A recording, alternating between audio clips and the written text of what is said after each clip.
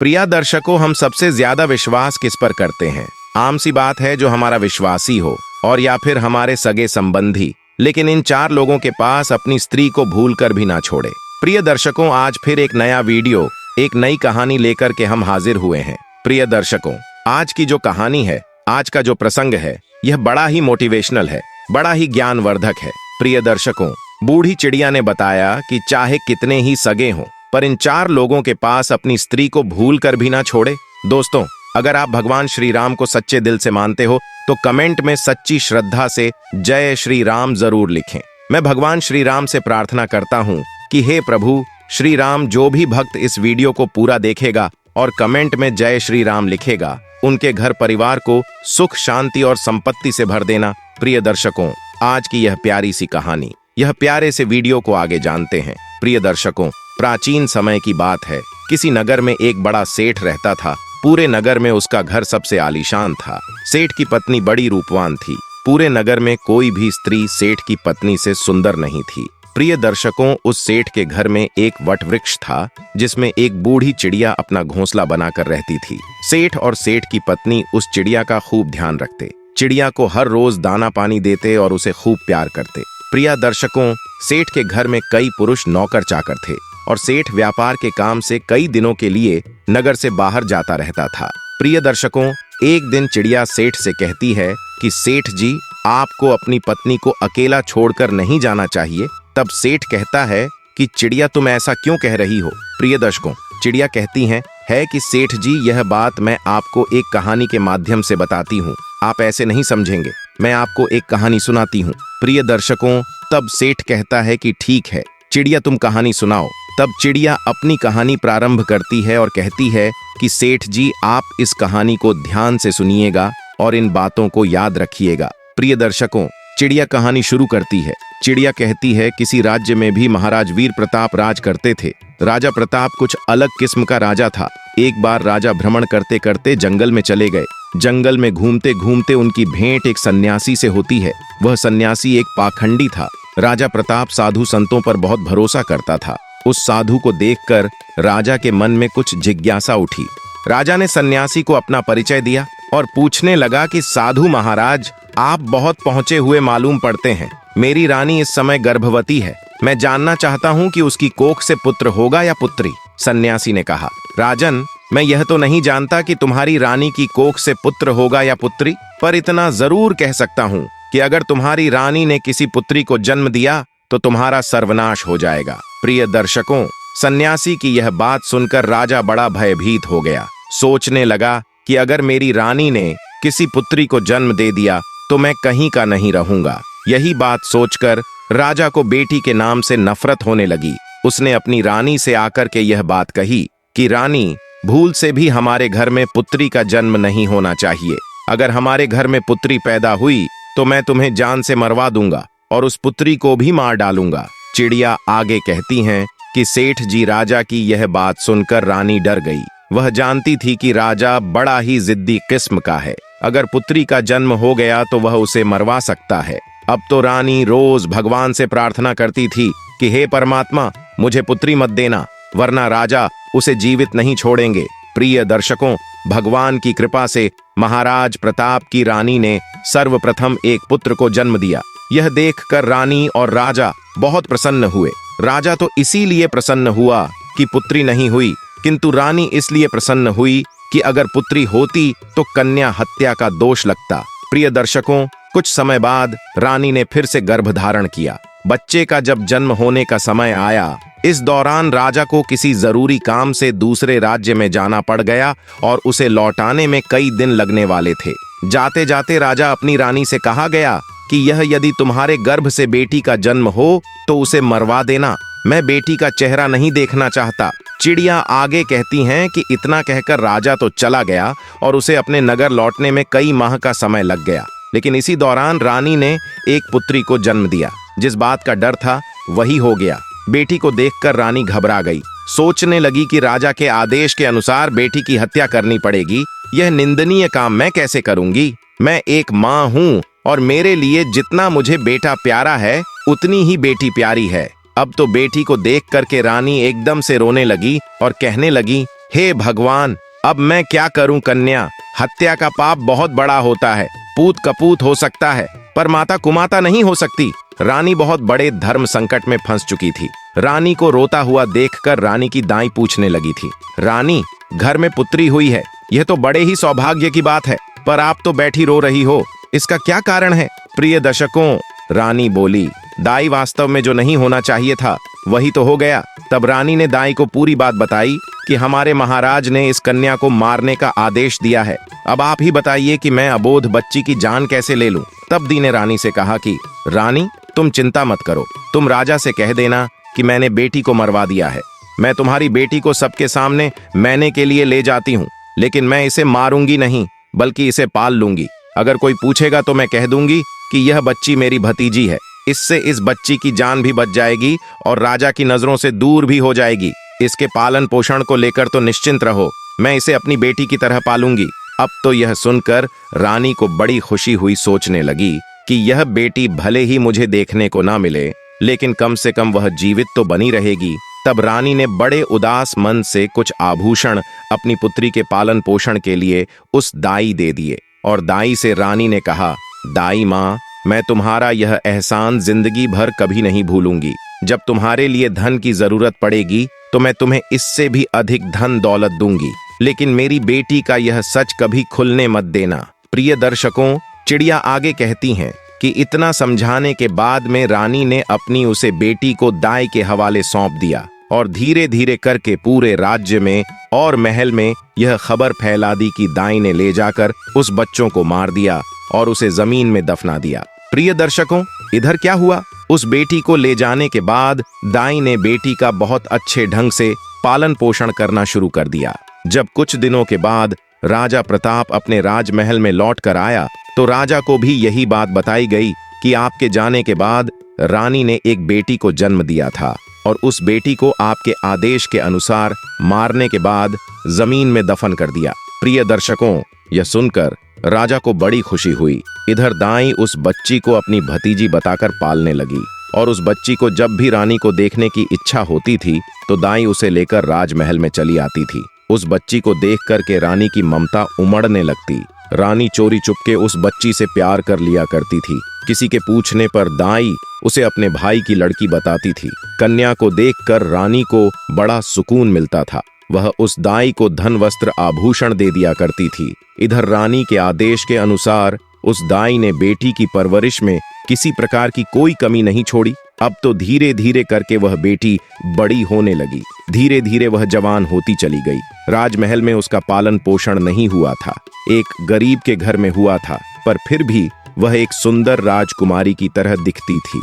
धीरे धीरे वह सुंदर यौवन से संपन्न हो गई। जब वह जवान हो गई तो दाई ने उसे राजमहल ले जाना बंद कर दिया। वह पूरे दिन दाई के घर में ही रहती थी। प्रिय दर्शकों, आगे चिड़िया कहती है कि एक दिन राजा प्रताप अपने नगर का भ्रमण कर रहा था। जब उसकी सवारी उसे दाई के घर के सामने से होकर निकली तो वह कन्या अपने घर की छत पर खड़ी होकर स्नान करने के बाद अपने केश को सुखा रही थी। धूप थी तो वह उसे समय तो और भी ज्यादा सुंदर प्रतीत हो रही थी। उस कन्या को देखकर राजा को बिजली जैसा झटका लगा। क्योंकि वह नव युवती थी, राजा उसकी सुंदरता पर मोहित हो गया। राजा ने इस समय अपने मंत्री से पूछा कि हे मंत्री, यह राजकुमारी जैसी दिखने वाली कन्या कौन है?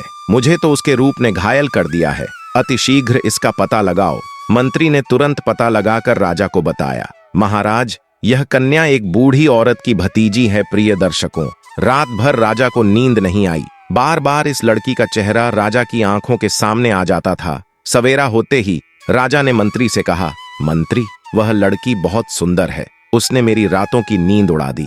उसकी मूरत मुझे बार बार परेशान करती है।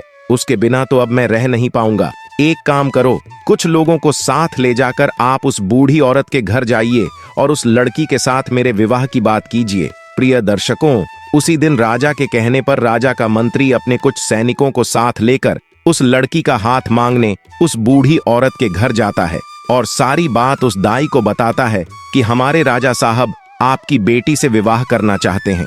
आपकी पुत्री को राजा साहब अपनी रानी बनाना चाहते हैं। मंत्री के ऐसे शब्दों को सुनने के बाद में दाई के एकदम से होश उड़ गए। दाई सोचने लगी, हे भगवान, ये कैसा अनर्थ होने जा रहा है? आखिर अब मैं क्या करूं? ये कन्या तो इस राजा की बेटी है और राजा इस बात को नहीं जानता है। अब इस समय उस बूढ़ी माँ ने साफ इनकार करते हुए कहा, मैं एक गरीब स्त्री हूँ, मेरी भतीजी राजा साहब के लायक नहीं है, इसलिए आप दोबारा इस रिश्ते को लेकर कभी मेरे घर मत आना। मंत्री ने कहा, हे माँ, तुम कैसी मूर्ख स्त्री हो, राजा के साथ अपनी बेटी का विवाह करने से इनकार कर रही हूँ। तुझे तो अपना भाग्य समझना चाहिए कि राजा स्वयं तेरी बेटी से विवाह करने का इच्छुक है। मंत्री के बार बार कहने पर भी उस बूढ़ी औरत ने राजा के साथ बेटी का विवाह करने से इनकार कर दिया। हार कर मंत्री वापस चला गया और राजा को सारी बात बताई कि वह बुढ़िया आपके साथ अपनी बेटी का विवाह करने से इनकार कर रही है। प्रिय दर्शकों, चिड़िया आगे कहती हैं कि सेठ जी इस बार राजा ने और कुछ लोगों को बुढ़िया के घर पर भेजा और उनके द्वारा हजारों तरह के लालच दिए, उसे डराया धमकाया भी, परंतु वह बूढ़ी औरत इस प्रस्ताव के लिए राजी नहीं हुई। बुढ़िया का हाल देखकर राजा एकदम गुस्से से भर गया। राजा ने इस समय तुरंत ही हुक्म दे दिया कि उस बूढ़ी औरत को पढ़कर हमारे दरबार में लेकर जल्दी से जल्दी आओ। तब राजा का आदेश पाने के बाद में राजा के सिपाही तुरंत ही दौड़े दौड़े गए और उस बूढ़ी औरत को बंदी बनाकर ले आए। बंदी बनाने के बाद दरबार में लाकर उस बूढ़ी औरत की खूब पिटाई की। सैनिकों की मार को स्त्री बर्दाश्त नहीं कर पाई। कोड़ों की मार पड़ते ही बूढ़ी औरत राजा के सम्मुख एकदम से चीख कर गिर पड़ी और उसने सारी सच्चाई बता दी कि है महाराज, वह लड़की कोई और नहीं बल्कि आपकी ही सगी बेटी है। आपकी रानी ने मुझे जब उस बेटी को मारने के लिए दिया तो मैंने उस बेटी को मारना ठीक नहीं समझा। मारने की बजाय मैंने उसे अपने घर में रखकर अपने भाई की बेटी बात कर उसे पालना उचित समझा। मैंने ही आपकी बेटी को पाल पोस कर इतना बड़ा कर दिया है। यदि आप अपनी ही बेटी से विवाह करेंगे तो यह बहुत बड़ी पाप की बात हो जाएगी। प्रिय दर्शकों, दाई की बात सुनकर राजा चकित रह गया। उसने अपना माथा पीटा और सोचने लगा, हे भगवान, मैं यह कितना बड़ा पाप करने जा रहा था। तूने मुझे इतने बड़े पाप में पड़ने से बचा लिया। अब तो राजा प्रताप को और ज्यादा गुस्सा आने लगा। उसने तुरंत ही अपने बेटे को हुक्म दिया कि बेटा, अपनी बहन को जंगल में ले जाकर इसका सर काट देना और इसे वहीं दफना देना। प्रमाण के लिए तुम इसकी दोनों आंखें निकालकर मुझे लाकर दिखाना। प्रिय दर्शकों, उस राजा का एक बेटा था जो उस लड़की से बड़ा था। अब वह भी जवान हो चुका था। अपने पिता की ऐसी बातों को सुनने के बाद में राजकुमार जो था वह एकदम से परेशान हो गया। सोचने लगा, पिताजी ने मुझे बहुत ही पाप का कार्य सौंपा है। इतने वर्षों के बाद तो मुझे मेरी बहन मिली है और उसे मैं अपने ही हाथों मार डालूं। भगवान कभी मुझे क्षमा नहीं करेंगे। भगवान ये पाप मुझसे ना करवाओ। अब तो राजकुमार सोच सोच कर बड़ा दुखी होने लगा। मन में सोचने लगा कि किस प्रकार अपने हाथों से अपनी बहन का कत्ल करूंगा, किस तरह मैं अपनी बहन की आंखें निकालूंगा। यदि मैं बहन का कत्ल करने से मना करता हूं तो राजा बहुत बड़ा जिद्दी है। वह मुझसे नहीं तो किसी और से मेरी बहन को मरवा ही देगा। प्रिय दर्शकों, अब तो मजबूर होकर के राजकुमार अपनी बहन को लेकर जंगल की ओर चलने लगा, क्योंकि उसे जाना ही था। उसके पिता का जो आदेश था बहन को जंगल में ले जाते समय, अब तो भाई का प्यार बहन के लिए उमड़ पड़ा और कहने लगा, हे बहन, किसी भी सूरत में मैं तुम्हारा कत्ल नहीं करूंगा। मैं तुम्हें यही जंगल में छोड़ देता हूँ। अब आगे तुम्हारी किस्मत रही कि वह तुम्हारे साथ क्या करती है। तब बहन ने जवाब दिया, भैया तुम मुझे मार दो और मार कर मेरी आंखें निकाल कर पिताश्री को ले जाकर दिखा दो, और यदि तू मेरी आंखें निकाल करके नहीं ले जाएगा, हमारा पिता तुझे भी मार देगा। प्रिय दर्शकों, उस समय वे दोनों भाई बहन एक दूसरे से लिपटकर बहुत रो रहे थे। उनके ऊपर दुखों का पहाड़ टूट पड़ा था। उन्हें कुछ समझ में नहीं आ रहा था कि वह क्या करें। अंत में राजकुमार इस नतीजे पर पहुंचा। उसने निश्चय कर लिया कि वह अपनी बहन को नहीं मारेगा। उसने अपनी बहन को समझाया कि बहन, मैं तुम्हें इस जंगल में छोड़ जा रहा हूँ। आगे भगवान मालिक है कि वह तुम्हारे साथ क्या करेगा। मैं कोई ना कोई बहाना पिताजी के सामने बना दूंगा। इतना कहकर के उसने अपनी बहन को वहीं जंगल में छोड़ दिया और आगे के लिए चल पड़ा। आगे जाकर उस जंगल में एक हिरण दिखाई दिया। उसने तुरंत हिरण का बच्चा लिया और उसकी दोनों आंखें निकाल लीं। उसके बाद वह अपने पिता के समक्ष पहुंचा और वहीं हिरण की दोनों आंखें दिखाते हुए कहा, पिताजी, मैंने बहन को मारकर एक नदी में फेंक दिया है। वे आंखें देख करके राजा को भी भरोसा हो गया कि वास्तव में मेरे पुत्र ने उसे लड़की को मार दिया है। सुनकर राजा बड़ा प्रसन्न हुआ। इधर रानी ने अपने बेटे को अपने पास बुलाया और पूछा, बेटा, क्या तुमने सच में अपनी बहन को मार गिराया है? तब राजकुमार कहता, हे माँ, मैं तुमसे झूठ नहीं बोलूंगा।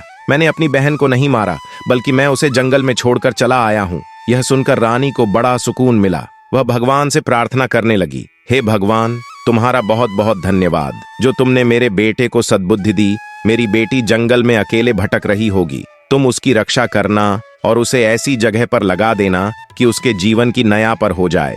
जब उसे जन्म दिया है तो वह अपना पूरा जीवन जीकर ही मृत्यु को प्राप्त हो। प्रिय दर्शकों, इधर राजकुमारी जंगल में पत्ते फूल खाकर धीरे धीरे करके अपना गुजारा करने लगी। पेड़ पत्थर और कटीली झाड़ियों के बीच घूमते घूमते उसके वस्त्र बिल्कुल फट चुके थे। वह अर्धनग्न अवस्था में इस जंगल में भटक रही थी। कई दिन उसे जंगल में बीत चुके थे। एक दिन ऐसा भी आ गया कि उसके शरीर पर कोई भी वस्त्र नहीं बचा। वह वृक्षों से फल फूल खाकर अपना दिन गुजारती थी और घनी झाड़ियों के बीच छिपकर सो जाती थी।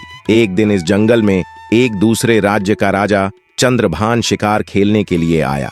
इधर राजकुमारी वृक्षों से फल तोड़कर खा रही थी। जैसे ही उसके कानों में घोड़े की आवाज पहुंची तो राजकुमारी घनी झाड़ियों के बीच छुप कर बैठ गई। संयोग से राजा इस वृक्ष के नीचे आकर विश्राम करने के लिए बैठ गया। अचानक राजा की नजर उन झाड़ियों के बीच गई। उसने देखा कि झाड़ियों के बीच कोई बैठा है। किसी मनुष्य की आकृति नजर आ रही थी। राजा ने फौरन आवाज लगाई, तुम कौन हो और झाड़ियों के बीच में क्या कर रहे हो? तुम जो भी हो फौरन बाहर निकाल कर आओ। मैं तुम्हें विश्वास दिलाता हूँ, मैं तुम्हें कोई हानि नहीं पहुंचाऊंगा। राजा की बात सुनकर झाड़ियों के बीच से राजकुमारी ने आवाज दी, हे राहगीर, मैं एक दुखी लाचार स्त्री हूँ। मेरे बदन पर वस्त्र नहीं है, मैं निर्वस्त्र हूँ। यदि तुम कोई वस्त्र मुझे दे दो तो मैं उसे पहनकर बाहर आ जाऊंगी। प्रिय दर्शकों, किसी स्त्री की आवाज सुनकर राजा आश्चर्यचकित था कि इस जंगल के बीच में भला यह स्त्री क्या कर रही है।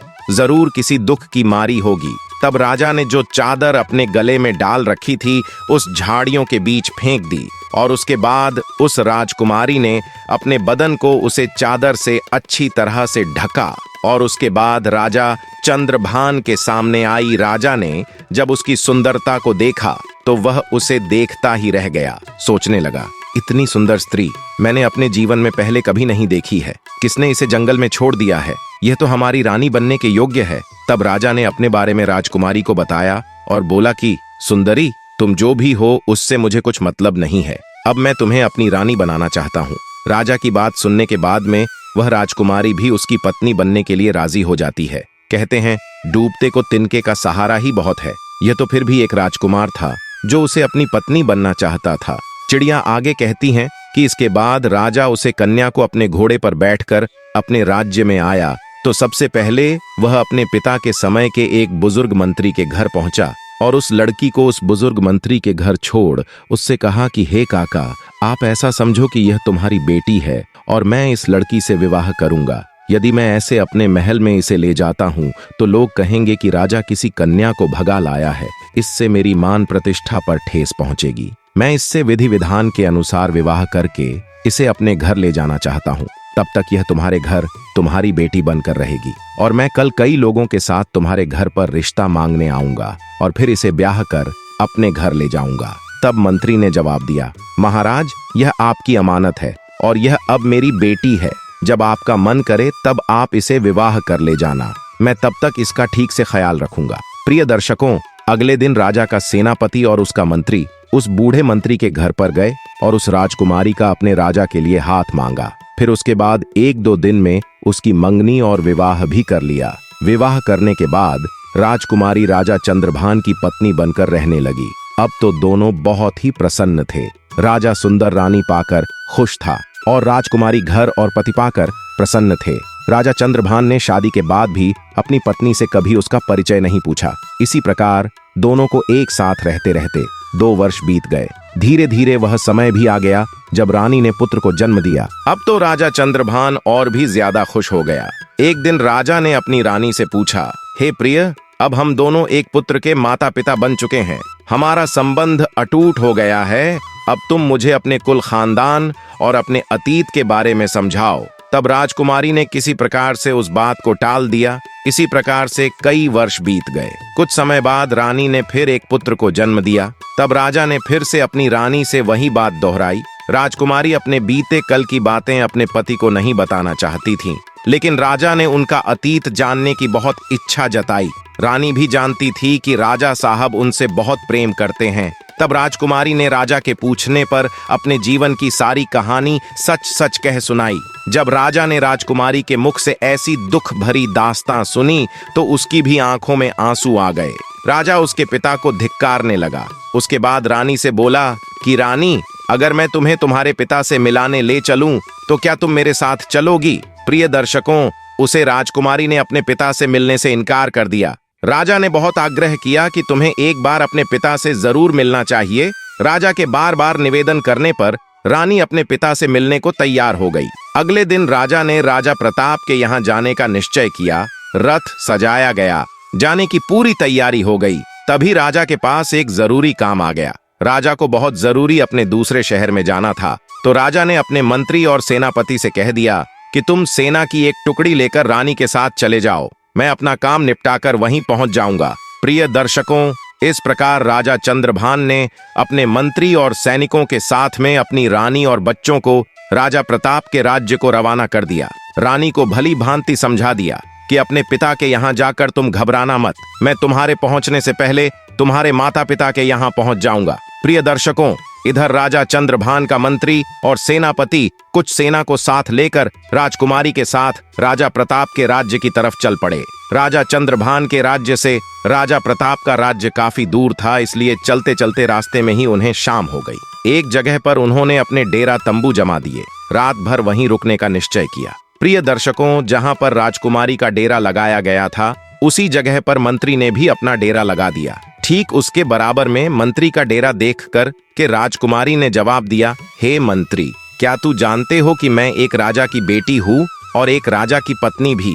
तुम मेरे बराबर में यह डेरा क्यों लगवा रहे हो? तुम अपना डेरा ले जाकर कहीं दूसरी जगह लगाओ। तब मंत्री ने जवाब दिया, हे रानी साहिबा, महाराज ने हमें आपकी देख के लिए भेजा है। यदि आपको और आपके बच्चों को कुछ हुआ तो हम राजा को क्या जवाब देंगे? प्रिय दर्शकों, इधर राजकुमारी के बार बार मना करने पर मंत्री बिल्कुल नहीं माना। फिर क्या हुआ? इधर शाम को सबने खाना खाया, रात्रि का समय हो गया। सभी लोग पैदल यात्रा चलकर आए थे। थके होने के कारण वे सब जल्दी ही सो गए। रात्रि के दूसरे पहर में मंत्री जो था राजकुमारी के डेरे में घुस आया। जैसे ही मंत्री राजकुमारी के डेरे में घुसा तो तुरंत ही एकदम से राजकुमारी उठकर बैठ गई। वह मंत्री की बुरी मंशा को भांप गई थी। अब तो राजकुमारी को अंदाजा हो गया था कि मंत्री के मन में किसी न किसी प्रकार का जरूर खोट है। जैसे ही मंत्री को राजकुमारी ने अपने डेरे में देखा तो एकदम से ललकार कर बोली, खबरदार, जो मुझे छुआ यहाँ से तुरंत बाहर निकल जाओ। रानी ने मंत्री को बार बार वहां से बाहर जाने के लिए कहा,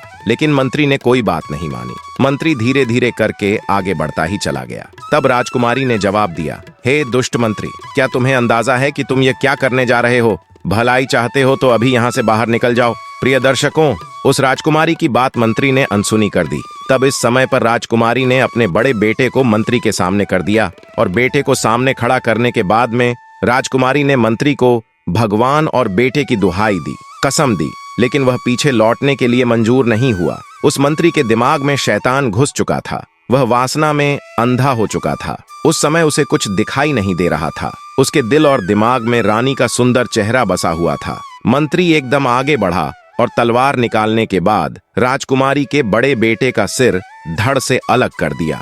बेटे का सिर कटने के बाद में राजकुमारी तुरंत ही समझ गई कि यह दुष्ट मंत्री अब नहीं मानेगा, तो अपनी लाज बचाने के लिए रानी ने कुछ नरम रुख अपनाते हुए कहा, तुम थोड़ी देर ठहरो, मैं अभी आती हूँ। उसके बाद में जो तुम्हारे मन में हो वह तुम कर लेना। इतना कहने के बाद में रानी उस तंबू से बाहर निकल गई और वहां से भागकर जंगल में चली गई। सुबह होने तक रानी झाड़ियों में छपी रही और जब वह सुबह होने पर लौटकर अपने डेरे में आई तो उसने क्या देखा कि उसके बेटे का सिर कटा हुआ पड़ा है। अपने बेटे की लाश देखने के बाद में अब तो रानी की हालत और भी ज्यादा खराब हो गई, लेकिन वह कर भी क्या सकती थी? उस शैतान के सामने वह बेबस थी। बेटे की मृत्यु का गम अपने मन में छुपाए वह उनके साथ आगे को चल पड़ी। चलते चलते जब वह शाम के होने पर एक जगह पर और रुके, अब तो दूसरी रात के लिए अगला डेरा डाला गया। तो राजकुमारी के डेरे के पास में सेनापति ने अपना डेरा लगाया। तब राजकुमारी ने उस सेनापति को बुलाकर कहा कि तुम अपने डेरे को यहाँ से दूर हटा करके लगवाओ। तब सेनापति ने जवाब दिया है, राजकुमारी, मेरी जिम्मेदारी है कि मैं आपकी सुरक्षा करूं। राजकुमारी के बार बार मना करने पर भी उस सेनापति ने अपने डेरे को वहां से दूर नहीं लगाया। प्रिय दर्शकों, अब तो राजकुमारी को सब समझ में आ चुका था। इस चिंता को लेकर राजकुमारी पूरी रात सो नहीं पाई। जैसे ही आधी रात होती है, तब इस समय पर सेनापति के दिमाग में वासना का शैतान घुस जाता है। वह राजकुमारी के डेरे में रात्रि के समय में प्रवेश कर गया। तो राजकुमारी ने उस सेनापति को भी ललकार कर कहा कि हे सेनापति, क्या तुम जानते नहीं कि मैं कौन हूँ? तुम्हें पता होना चाहिए, मैं एक राजा की पत्नी हूँ, राजा की बेटी भी हूँ। यह सब जानते हुए भी तुम मेरे डेरे में घुसे चले आ रहे हो। तुम तुरंत ही मेरे तंबू से बाहर निकल जाओ। प्रिय दर्शकों, वह दुष्ट सेनापति कहाँ मानने वाला था? उसके हृदय में तो काम वासना उत्पन्न हो गई थी। वह तो काम वासना के चक्कर में अंधा हो चुका था। इसीलिए राजकुमारी के बार बार निवेदन करने पर भी उस सेनापति ने राजकुमारी की एक नहीं मानी। जब वह रानी की ओर बढ़ने लगा, तो राजकुमारी ने अपने छोटे बेटे को उस सेनापति के सामने खड़ा कर दिया और उसकी कसम दी कि तुझे मेरे बेटे की कसम है, यदि तुमने मेरे ऊपर बुरी नजर डाली भी तो। राजकुमारी के इन शब्दों को सुनने के बाद में उस सेनापति ने अपने म्यान से तलवार निकाली और उस छोटे से बेटे का सर काट के अलग कर दिया। इस प्रकार से राजकुमारी के दूसरे बेटे का भी सर कट गया। तब इस समय पर राजकुमारी ने कहा कि सेनापति, तुम थोड़ा सा रुको, मैं अभी आती हूँ। उसके बाद में जो तुम्हारी इच्छा हो वह तुम मेरे साथ कर लेना। प्रिय दर्शकों, चिड़िया आगे कहती हैं कि सेठ जी, अब तो राजकुमारी वहां से भाग निकली और भागते भागते वह जंगल में चली गई। आगे जाकर उसे एक गहरी नदी दिखाई दी।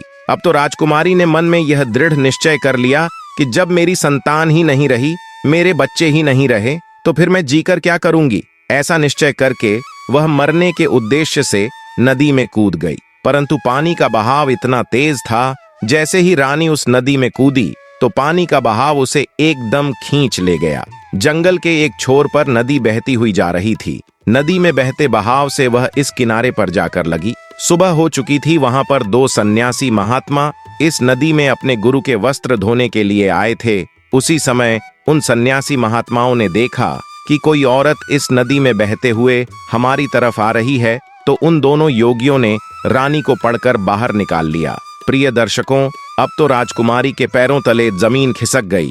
अब राजकुमारी मन में सोचने लगी कि उस मंत्री और सेनापति से मुझे जैसे तैसे छुटकारा तो मिल गया, अब यहाँ से इन दो योगियों ने मुझे घेर लिया है। जैसे ही दो योगियों ने राजकुमारी को पकड़ा, तब तक 4 सन्यासी महात्मा और आ पहुंचे। अब तो राजकुमारी और भी ज्यादा डर गई। सोचने लगी, अब तो मैं यहाँ पर और भी बड़ी मुसीबत में फंस गई हूँ, अब क्या होगा। प्रिय दर्शकों, वह रानी इतनी सुंदर थी कि जो कोई उसे देख लेता था वह पागल हो जाता था। अब तो वह महात्मा आपस में लड़ने लगे, एक दूसरे के साथ धक्का मुक्की करने लगे, एक दूसरे को धक्का देकर कहने लगे, यह राजकुमारी मेरी है, यह मेरी है। आखिर अंत में संत महात्माओं ने यह सोचा कि ऐसे तो हम सब में कोई फैसला नहीं हो पाएगा, हम अपने गुरुजी के पास में इस राजकुमारी को लेकर चलते हैं, वहीं हमारा फैसला करेंगे। प्रिय दर्शकों, अपने गुरुजी के पास पहुंचने के बाद में उन योगियों ने राजकुमारी को देखते हुए अपनी इच्छा जाहिर की। अपने शिष्यों को एक स्त्री के पीछे आपस में लड़ते देखा तो गुरु समझाने लगे। मित्रों, जो योगियों के जो गुरु थे वहां बड़े ही विद्वान और तपस्वी संत थे। गुरुजी ने उस औरत को देखते ही समझ लिया कि यह स्त्री जो है यह कोई राजघराने से है। फिर उन्होंने अपने शिष्यों को समझाया कि हे शिष्य, तुम 6 भाई हो और तुम्हारी कोई बहन नहीं है। तुम एक काम करो, इसे अपनी बहन के रूप में स्वीकार कर लो। यदि यह तुम्हारी बहन बनकर तुम्हारे आश्रम पर रहेगी तो एक न एक दिन तुम्हारी जिंदगी बदल जाएगी। इस प्रकार गुरु के समझाने पर उनके समझ में आ गया और उन्होंने रानी को अपनी बहन बना लिया। प्रिय दर्शकों, वह साधु उसके ही पिता राजा प्रताप के राज्य में रहते थे। अब तो उस राजकुमारी को पता चल चुका था कि वह अपने बाप के राज्य में प्रवेश कर चुकी है। अब रानी उन्हीं महात्माओं के आश्रम पर रहने लगी। वे 6 महात्मा उसे अपनी बहन की तरह रखते थे। प्रिय दर्शकों, चिड़िया आगे कहती हैं कि हे सेठ जी, उधर राजा चंद्रभान अपने मंत्री और सेनापति और सेना से आकर मिला तो उसने अपनी पत्नी और बच्चों को वहां पर नहीं देखा। आकर के राजा ने सेनापति और मंत्री से अपनी पत्नी और बच्चों के बारे में पूछा तो मंत्री और सेनापति एक साथ एक स्वर में मिलकर बोलने लगे, हे महाराज, मुझे क्षमा करना, आपकी रानी रानी नहीं थी, वह तो एक डायन थी। अब आपके दोनों पुत्रों को मारने के बाद में वह रानी यहाँ से भाग गई। उन्होंने इस प्रकार से कहा कि राजा चंद्रभान को विश्वास हो गया। सोचा कि अगर कोई झूठ बोलेगा तो एक बोलेगा, दूसरा क्यों बोलेगा। तो राजा चंद्रभान ने हुक्म दिया कि अब तो हम उसके पिता राजा प्रताप के पास जरूर जाएंगे। अतिशीघ्र सब लोग राजा प्रताप के पास चलिए। उधर तो राजा चंद्रभान अपने सेनापति और मंत्री के साथ अपनी पत्नी के पिता के पास जाता है। इधर राजकुमारी ने अपने 6 भाइयों से कहा, जो उस समय योगी के रूप में थे, कि है भाइयों, तुम सभी राजा के पास में जाओ और राजा से कहना कि हमारी बहन आपके दरबार में किस्सा सुनाना चाहती है। यदि राजा साहब किस्सा सुनना चाहे तो हम उन्हें दरबार में बुलाकर लाए, क्योंकि इधर राजकुमारी को पता था कि हमारे पिता को किस्सा सुनना बहुत अच्छा लगता है। अब तो 6 योगी भिक्षा के बहाने राजा के दरबार में पहुंच गए। उन्होंने राजकुमारी के द्वारा कही बात राजा के सम्मुख जाकर राखी। योगियों की बात सुनने के बाद राजा ने तुरंत ही उन्हें इजाजत दे दी। प्रिय दर्शकों, अब तो किस्सा सुनाने के लिए अगले दिन योगी अपनी बहन को लेकर राज दरबार में पधारे। उस समय राजकुमारी योगियों के भेष में थी, इसलिए कोई पहचान नहीं पाया। जब उसने राज दरबार में किस्सा सुनाया तो सब लोग बड़े ध्यान से सुनने लगे। राजा को उस लड़की का किस्सा बहुत पसंद आया। अब तो राजा ने बहुत सारा इनाम दिया। सभी योगी बोले, महाराज, जब भी आपके किस्सा सुनाने की इच्छा होगी तो हम अपनी बहन को ले आया करेंगे। अब तो वह रोज अपने भाइयों के साथ राजा के दरबार में किस्सा सुनाने आया करती थी। इस प्रकार वह राजकुमारी रोज राजा को कहानी सुनाने के बाद में इनाम पाती तथा अपने योगी भाइयों के साथ वापस लौट जाती थी। अब तो धीरे धीरे उन सन्यासियों के दिन ही बदल गए। पहले वहां योगी नगर नगर जाकर भिक्षा मांगते थे, अब तो उन्हें राजा से ही इतना धन प्राप्त हो जाता था कि कहीं मांगने की जरूरत नहीं पड़ती थी। प्रिय दर्शकों, अगली रात को राजकुमारी राजा को किस्सा सुनाने के लिए उनके राज दरबार में आई तो उसने अपने पति मंत्री और सेनापति को वहीं बैठे हुए देखा। तब राजकुमारी ने सोचा, आज तो यह सभी यहाँ पर उपस्थित हैं, तो किस्सा सुनाने में बहुत ज्यादा आनंद आएगा। तब राजकुमारी पर्दे की आड़ में अपनी जगह पर आकर बैठ गई और अपने बाप से कहने लगी, है राजा साहब, आज मैं आपके लिए एक बहुत ही दर्द भरी कहानी और किस्सा लेकर आई हूँ।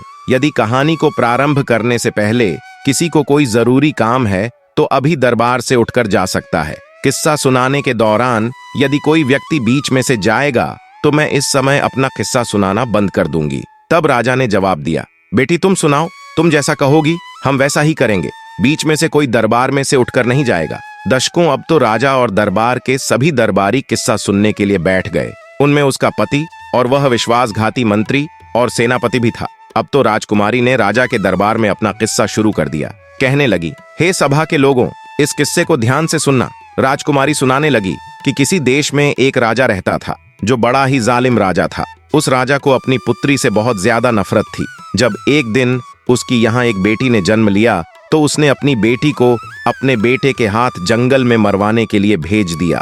राजा ने अपने बेटे को हुक्म दिया था कि उस बेटी को मारने के बाद उसकी आंखें निकाल लाना और वह आंखें निकाल कर मुझे लाकर दिखाना। अब तो राजा प्रताप उसकी कहानी को सुनने के बाद में सोचने लगे, यह तो मेरा ही किस्सा है। खुश होकर के राजा प्रताप ने उन जोगियों के पास में अपनी मोतियों की माला फेरते हुए कहा, इस किस्से को अंत तक जरूर सुनाया जाए। प्रिय दर्शकों, अब तो राजा की आंखों में पानी भर आया, क्योंकि राजा प्रताप को अब तो अपनी करनी पर बहुत पश्चाताप होता था। फिर राजकुमारी आगे बताने लगी, हे महाराज, जब उसका भाई उसे करने के लिए जंगल में ले गया तो उसके भाई ने उस राजकुमारी को, उस बहन को नहीं मारा और जंगल में अपनी बहन को छोड़कर वापस राजभवन के लिए लौट गया। अब यह जानकर के राजा थोड़ा प्रसन्न हुआ। राजा मन में सोचने लगा, शायद हो सकता है आज भी मेरी बेटी जिंदा हो। इधर वहीं राजकुमारी अपने किस्से को सुनाती हुई आगे बोली, जब उसका भाई उस लड़की को जंगल में छोड़ आया तब वह बेचारी भूखी प्यासी इधर उधर भटकने लगी। भूख लगने पर वृक्षों के पत्ते और फल फूल खा लिया करती थी। इसी तरह से वह अपने आप को जीवित रखती थी। इस प्रकार से जंगल में रहते रहते उस बेटी के तन पर एक भी वस्त्र साबुत नहीं बचा तो कहीं से एक दिन घूमता हुआ घोड़े पर सवार एक आदमी आया। वह आदमी किसी देश का राजा था। उसकी नजर जब उसे लड़की पर पड़ी तो वह लड़की निर्वस्त्र थी। उस राजा ने लड़की को अपना बदन ढकने के लिए अपनी चादर दे दी और वहां से उसे अपने नगर बुला ले गया और बिना कुछ जाने राजा ने उस लड़की से विवाह कर लिया। दर्शकों, रानी ऐसा किस्सा सुना रही थी जिसे के बीच में अपनी कहानी को सुनकर राजा चंद्रभान समझ गया कि यह तो उसका ही किस्सा है। उसने भी खुश होकर के एक मोतियों की माला योगियों के पास फेंक दी और वह बोला, यह किस्सा जारी रखा जाए और यह किस्सा अंत तक होना चाहिए। तब आगे राजकुमारी कहने लगी, अब तो वह लड़की किसी राजा की रानी बन चुकी थी। राजा की रानी बनने के बाद में उस लड़की की कोख से 2 बेटों ने जन्म लिया। एक दिन उसके पति ने अपनी पत्नी से उसके जीवन से पूरी घटना पूछी कि तुम कौन हो और उस जंगल में निर्वस्त्र क्यों भटक रही थी। तब उस लड़की ने अपने बाप की करतूतें अपने पति को बताई। यह सुनकर उसका पति बड़ा दुखी हुआ। उसका पति दिल का बहुत अच्छा इंसान था। यह जानकर कि उसकी पत्नी का एक राजा पिता भी है तो उसे उसके पिता से मिलाने के लिए उसे राजा ने अगले दिन तैयारी की, लेकिन उसने एक गलती कर दी। उसने अपनी और बेटों की सुरक्षा के लिए स्वयं न जाकर अपने मंत्री और सेनापति को उसके साथ भेज दिया और यह उसकी सबसे बड़ी भूल थी, क्योंकि कहते हैं चाहे कोई कितना ही सागा क्यों ना हो, अपनी जवान स्त्री, जवान बहन, जवान बेटी को किसी दूसरे पर भरोसा करके उसके साथ भेजना नहीं चाहिए और न ही उसके पास छोड़ना चाहिए, चाहे वह कितना ही वफादार और विश्वास पात्र हो। मगर जब वासना दिमाग पर हावी होती है तो सारी वफादारी, सारा विश्वास धरा रह जाता है। और स्त्री तो वैसे भी पुरुष के लिए आकर्षण का केंद्र होती है। अगर वह अकेली किसी अन्य पुरुष के साथ जाती है या ठहरती है तो उसके मन में काम रूपी विचार आ ही जाता है। भूल कर भी कभी अपनी बहन बेटी किसी अन्य के साथ नहीं छोड़नी चाहिए, खास करके तब तो और भी नहीं छोड़ना चाहिए जब कोई पुरुष जवान हो, सुंदर हो, अकेला हो। कहते हैं धन और विद्या यह जिसके पास रहती है उसी की हो जाती है। राजकुमारी इधर राजा प्रताप के दरबार में अपना किस्सा सुना रही थी। राजा प्रताप और राजा चंद्रभान उस किस्से को बड़े ध्यान से सुन रहे थे। राजकुमारी आगे कहती हैं कि उधर उस राजा ने अपनी पत्नी और बच्चों को मंत्री और सेनापति के साथ भेज दिया। सफर ज्यादा लंबा था। चलते चलते जब रास्ते में सूर्यास्त हो गया तो उन्होंने वहीं रुकने का निश्चय किया। मंत्री ने अपना डेरा रानी के डेरे के बराबर में लगवाया। रानी ने इसका बहुत विरोध किया पर वह नहीं माना। तो रात्रि के समय में मंत्री ने उस राजकुमारी के साथ में दुष्कर्म करने की सोची। राजकुमारी के बार बार निवेदन करने पर भी वह दुष्ट मंत्री नहीं माना, बल्कि उसने राजा के बेटे का भी कत्ल कर दिया। जब बेटे का कत्ल कर डाला तो रानी अपना धर्म बचाने के लिए मंत्री से बहाना बनाकर जंगल में भाग गई। रात उसने जंगल में गुजार कर जैसे तैसे उसे बेचारी ने अपने पतिव्रत धर्म को बचाया। जब दूसरे दिन को रानी अपने डेरे में वापस आई तो उसे अपने बेटे की लाश भी नहीं मिली। जैसे जैसे कहानी आगे बढ़ती जा रही थी तो उधर मंत्री के होश खराब होते जा रहे थे। अब तो धीरे धीरे करके वह मंत्री भी बहाना बनाते हुए राजा के दरबार से उठकर जाना चाहता था तो राजा ने तुरंत ही उसे डांट कर बैठा दिया। तब रानी आगे सुनाने लगी।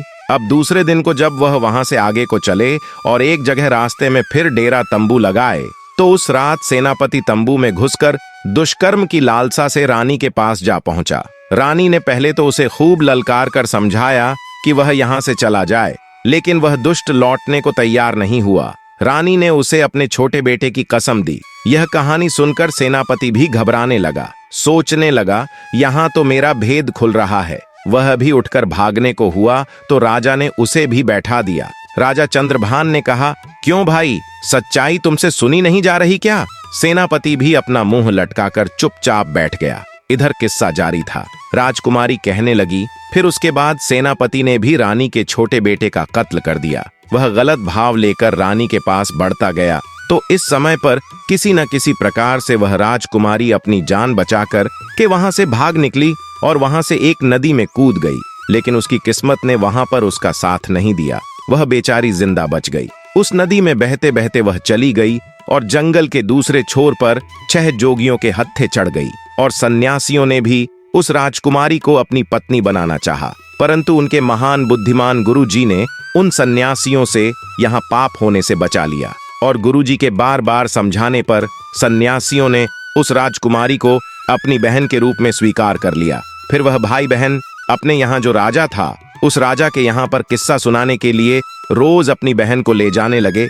दर्शकों, इतनी कहानी सुनाने के बाद में वह राजकुमारी अपना पर्दा हटाकर राजा के सामने आकर खड़ी हो गई। अपनी कन्या को देखकर राजा प्रताप भी पहचान गए और उधर अपनी पत्नी को सामने देखकर राजा चंद्रभान बहुत प्रसन्न हुआ, लेकिन अपने पुत्रों की मृत्यु का दुख उसे खाए जा रहा था। राजा चंद्रभान राजा प्रताप से आज्ञा मांगने लगा कि महाराज, मेरा मंत्री और मेरा सेनापति मेरा ही शत्रु है, इसे मैं स्वयं दंड देना चाहता हूं। तब उसी तरह से राजा चंद्रभान ने उन दोनों के सर कलम कर दिए। पापियों को उनके करने का दंड मिल चुका था। इधर राजा प्रताप ने अपनी बेटी को सीने से लगा लिया और बार बार उससे अपने किए की क्षमा मांगने लगा। बेटी ने अपने पिता को क्षमा कर दिया। इस प्रकार से राजकुमारी अपने पति के साथ कुछ दिन तक अपने पिता के घर पर रही। फिर उसके बाद बड़ी हंसी खुशी के साथ उसके पिता ने अपनी बेटी की बड़ी धूमधाम से विदाई की। राजा चंद्रभान अपनी पत्नी को लेकर अपने नगर लौट आया और हंसी खुशी के साथ समय व्यतीत करने लगे। कुछ ही समय में रानी ने 2 बेटों को और जन्म दिया। अब तो उनकी खोई हुई खुशी सारी वापस आ चुकी थी। खुशहाल दाम्पत्य जीवन के लिए जरूरी है कि पति और पत्नी दोनों समझदार हों। उन्हें समाज और संसार से जुड़ी बातों के बारे में अच्छे से पता हो। चाणक्य ने भी अपने नीति शास्त्र में पति और पत्नी के 6 प्रकार के गुणों की चर्चा की है। चाणक्य के मुताबिक वैवाहिक जीवन में सुख प्राप्त करने के लिए इन 6 आदतों पर काबू रखना बेहद आवश्यक होता है। ऐसा नहीं करने पर रिश्ता खत्म होने की कगार पर गुस्सा पत्नी और पति के बीच अगर कोई भी गुस्से वाले स्वभाव का हो तो परिवार में कभी शांति नहीं होती, हमेशा कलह होता है। साथ ही दोनों मानसिक रूप से व्यथित रहते हैं। ऐसी अवस्था में अच्छे काम भी बुरे साबित होते हैं। गोपनीयता। वैवाहिक जीवन में खुशहाली के लिए यह जरूरी है कि पति और पत्नी के बीच की बातें किसी तीसरे व्यक्ति तक न पहुंचे। ये बातें जितनी गुप्त रहती हैं, रिश्ता उतना बेहतर होता है। अपनी बातों को खुद तक सीमित रखकर अच्छी बातों पर चर्चा करने वाले पति पत्नी हमेशा सुखी रहते हैं। खर्च। किसी भी पति पत्नी का रिश्ता तभी खुशहाल रह सकता है जब दोनों को पैसे के इस्तेमाल की सही जानकारी हो, दोनों को आमदनी और खर्चे के संतुलन के बारे में पता हो, तो कभी दिक्कत का सामना नहीं करना पड़ता और जीवन में आनंद बना रहता है। वहीं आमदनी का ज्यादातर हिस्सा या उससे ज्यादा खर्च करने लोग बर्बाद हो जाते हैं। मर्यादा में रहने वाले लोग हमेशा सुखी रहते हैं और इसका उल्लंघन करने वाले जीवन भर पछताते हैं। व्यक्ति को अपने संस्कार और मर्यादा को कभी नहीं भूलना चाहिए। इसे भूलने वाले पति पत्नी के बीच कलह उत्पन्न हो जाता है। धैर्य। मनुष्य के जीवन में धैर्य को अभिन्न गुणों में से एक माना गया है। संकट की घड़ी में जो पति पत्नी धैर्य का परिचय देते हुए आगे बढ़ते हैं, उन्हें ज्यादा दिक्कतों का सामना नहीं करना पड़ता। धैर्य खो देने वाले लोगों को जीवन में हताशा समेत कई प्रकार की समस्या में उत्पन्न हो जाती है। झूठ। पति पत्नी के बीच का रिश्ता झूठ पर नहीं टिका होना चाहिए। उनके बीच अगर कोई भी झूठ का सहारा लेता है तो एक समय के बाद सच सामने आता है और फिर रिश्ते में कड़वाहट शुरू हो जाती है।